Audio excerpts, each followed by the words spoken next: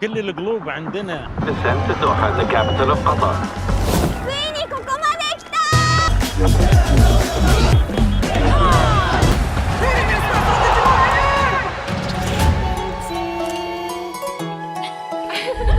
와, 여기 이게 다 있어? 止め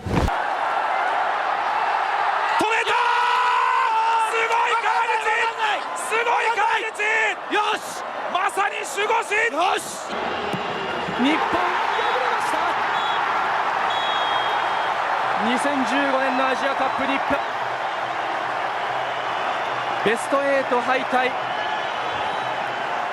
동아시아 팀에게 중요한 고비마다 찾아오는 모래바람이 있습니다.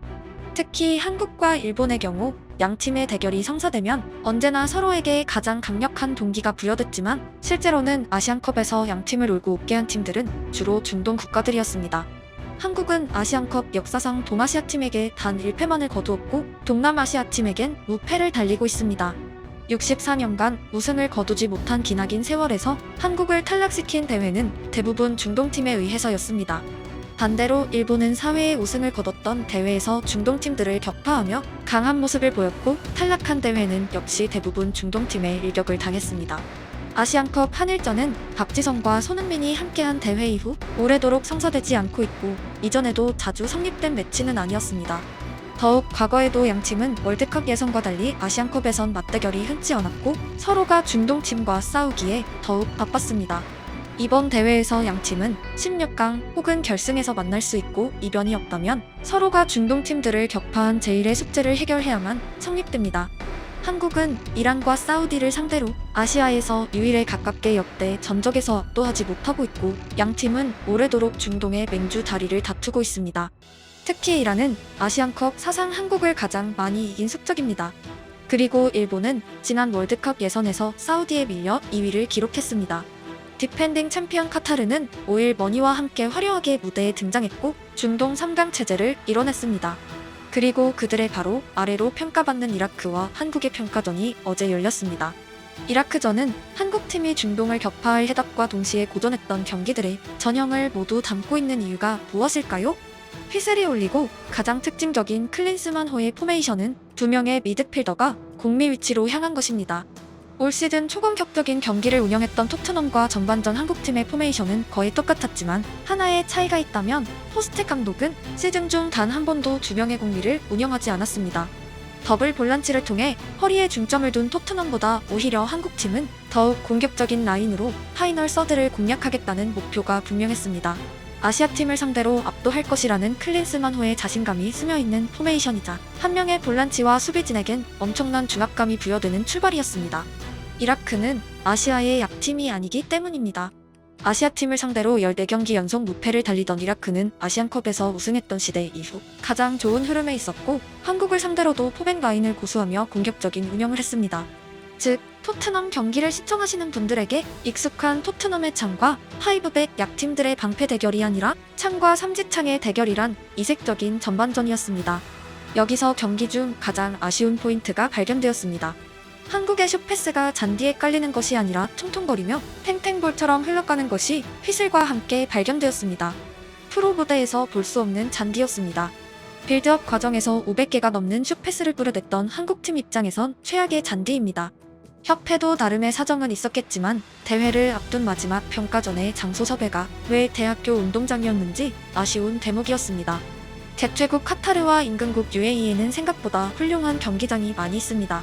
손흥민, 김민재, 이강인 같은 선수들이 간이 의자에 앉아 경기를 지켜보고 있는 것도 이색적인 장면이었습니다. 해당 잔디에서 유려한 빌드업을 기대하긴 어려웠고 주요 선수들이 대거 빠지며 새롭게 손발을 맞춘 선수들의 전반 초반은 당연히 불협화음이었습니다. 그리고 유일하게 경기장에 존재했던 빅네임 이재성의 왼발은 마법을 부리기 시작합니다. 그 잔디에서 97%의 패스 성공률은 어떤 의미에서 대단히 특별한 능력이었습니다. 전반 중반부터 압도하기 시작한 한국팀은 주전이 빠졌음에도 이라크가 14경기 무패를 기록한 팀들과는 수준이 달랐습니다. 이재성의 벼락 같은 왼발 슈팅은 그가 왜 오래도록 대표팀 명단에 당연한 듯 이름을 올려왔는지 포효하는 한 방이었습니다.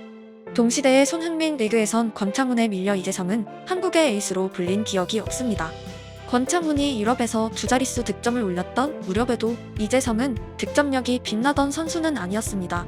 하지만 그는 소녀슛을 날릴 듯한 체형으로 캐논슛을 쏟아내는 좋은 왼발을 가지고 있고 현대 축구 대부분의 감독이 좋아하는 활동량을 바탕으로 공수에서 역할하는 선수입니다.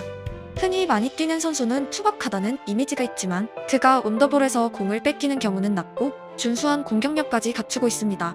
만약 그가 조금만 더 좋은 피지컬을 가지고 있었다면 한국팀 최대의 약점인 볼란치 포지션이 가능하지 않았을까 하는 개인적인 아쉬움이 있습니다. 손흥민, 이강인, 황희찬이 빠진 한국팀에서 그는 완전한 에이스였고 득점이랑 결과까지 쟁취했습니다. 가장 중요한 것은 수많은 역습 상황에서도 실점하지 않은 결과입니다.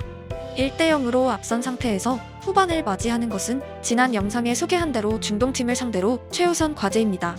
후반 시작과 동시에 경기장에 대거 투입된 선수들의 명단은 유럽 상위권 팀을 방불케 했습니다. 손흥민, 황희찬, 이강인, 김민재 레벨의 선수들을 동시에 기용할 수 있는 특권을 가진 감독은 유럽에도 흔치 않습니다. 수학적으로 전반이 한 골이라면 후반은 3-4골이 터졌어야 합니다.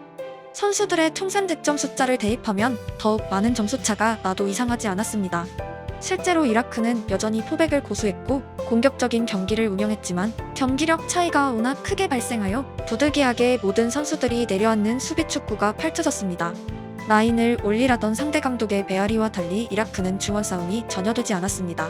역시 지난 영상에 소개한 대로 공격하는 약팀과 수비하는 약팀을 상대하는 득점 난이도는 차원이 다릅니다. 후반전은 한국이 아시안컵에서 고전했던 형태가 100%에 가깝게 재현되었습니다. 오래도록 한국은 선수비 후역습에 특화된 팀이었고 그 축구로 유럽, 남미의 강호들도 겹치 많은 이변을 연출했던 팀입니다. 세계적인 스피드의 윙어들이 한국 축구 역사 내내 존재했고 상대볼을 탈취한 순간 차범근, 서정원, 고정훈, 이천수, 손흥민, 황희찬 등이 세대를 넘어 상대 후방의 재앙을 안기곤 했습니다. 하지만 라인이 낮은 아시아 팀을 상대로는 한국의 스피드가 빛을 잃게 됩니다. 반대로 정밀한 패스 게임을 펼친 일본은 상대의 낮은 라인을 4번의 대회에서 격파해내며 아시아 정상에 올랐습니다. 94년 이전까지 한국팀이 일본을 상대하기에 중동보다 훨씬 편했던 이유는 그들은 미들진을 바탕으로 우리와 정면 승부를 펼쳤고 힘과 힘의 대결에서 한국은 일본 수비진을 박살내다 못해 대폭발시키며 초격차를 보였습니다. 무려 42번의 승리입니다. 대망의 2022년 한국팀은 월드컵 도전 역사상 처음으로 포백과 빌드업 축구를 채택했고 우루과이와 허리 싸움을 펼치는 반전을 선보였습니다. 스피드뿐 아니라 기술과 슛패스로도 세계 무대에서 싸울 수 있는 저력을 보였습니다. 통산 전적에선 비교 대상이 아니지만 분명히 일본은 패스 게임이란 주제에서 한국보다 훨씬 유구한 역사와 전통 그리고 선수풀을 가지고 있습니다. 하지만 어제의 한국팀은 잔디라는 독병을 만났고 탱탱볼로 빌드업 축구를 하기 여의치 않았으며 주력 멤버들의 컨디션 등 다양한 요인이 결합되며 결국 항상 보던 그 축구를 펼쳤습니다. 공격하고도 득점하지 못하는 후반전입니다. 본선이고 전반전 득점이 없었다면 어김없이 침대 축구가 등장하며 고구마가 쏟아졌을 타이밍입니다. 이강인의 얼굴을 가격한 상대 플레이는 대회였다면 다이렉트 퇴장이 분명한 장면이었습니다. 단 하나의 긍정적인 포인트는 실전 이전에 경험했다는 것이고 대처법은 황희찬이 잘 알고 있습니다.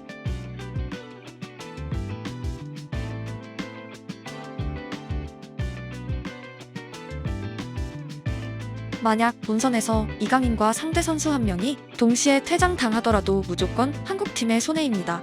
이강인은 파이널 서드의 초핵심 자원이고 아시아 무대에서 1더하기 1은 이가 아닙니다. 이강인 더하기 상대 선수는 수직 타산이 전혀 맞지 않습니다. 파리에서 음바페와 네이마르에겐 언제나 상대의 자극적인 플레이가 쏟아졌습니다. 토끼가 사자를 잡기 위한 변칙 또한 다양했습니다. 아시아 무대에서 손흥민과 이강인은 메시이자 네이마르이자 음바페입니다. 시간이 지나면 이강인은 유럽 리그에서도 상대의 축구를 벗어난 플레이를 상대하게 됩니다. 축구로 압도한 월드클래스 선수들이 걸어온 길입니다. 역시 메시의 대응법은 탁월합니다. 휘슬이 울리면 침착하고 경기가 시작되면 축구로 복수하곤 했습니다. 숙제와 긍정을 동시에 품고 한국팀의 모의고사는 이제 끝났습니다. 한국이 자랑하는 대포들에게 남은 것은 발사 신호입니다.